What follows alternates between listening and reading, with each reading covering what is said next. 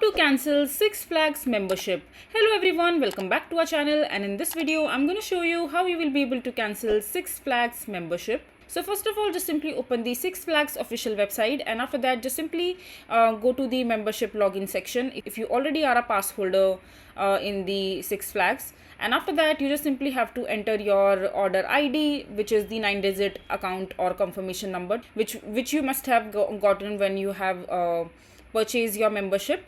And after that just simply enter your email address at the time of purchase, the same email address that you used.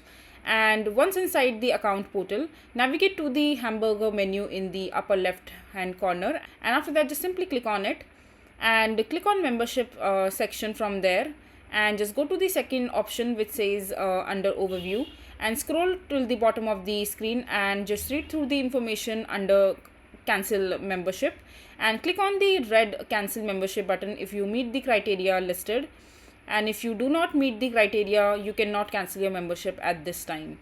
So this is basically how you will be able to cancel your Six Flags membership. I hope you find this video to be helpful. So that is it for this video. If you find this video to be helpful, make sure to hit that like button and don't forget to subscribe to our channel for more such informative videos, and I'll see you the next time.